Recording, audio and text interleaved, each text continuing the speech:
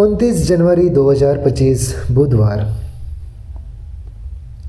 पहला पाठ इब्रानियों के नाम संत पौलुस का पत्र अध्याय 10 पद संख्या 11 से 18। प्रत्येक दूसरा पुरोहित खड़ा होकर प्रतिदिन धर्म अनुष्ठान करता और बार बार एक ही प्रकार के बलिदान चढ़ाया करता है जो पाप हरने में असमर्थ होते हैं, किंतु पापों के लिए एक ही बलिदान चढ़ाने के बाद वह सदा के लिए ईश्वर के दाहिने विराजमान हो गए हैं, जहाँ वह उस समय की राह देखते हैं जब उनके शत्रुओं को उनका पावदान बना दिया जाएगा।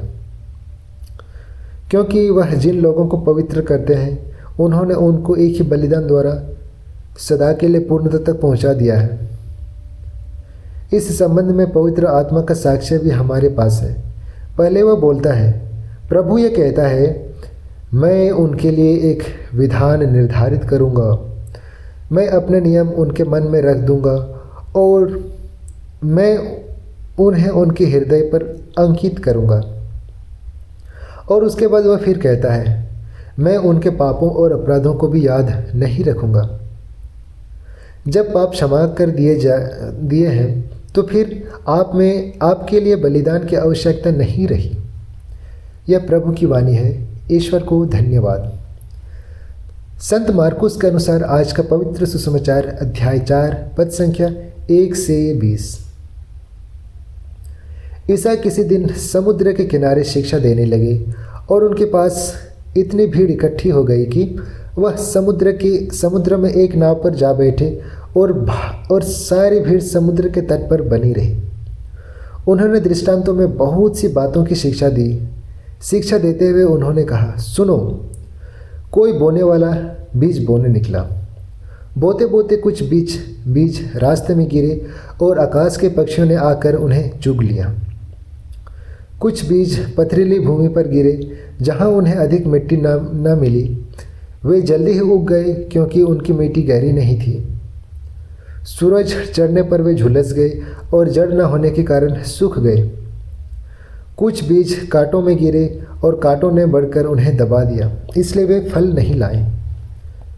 कुछ बीज अच्छी भूमि पर गिरे, वे उगकर फले फूले और 30 गुना या 60 गुना या 100 गुना फल लाए।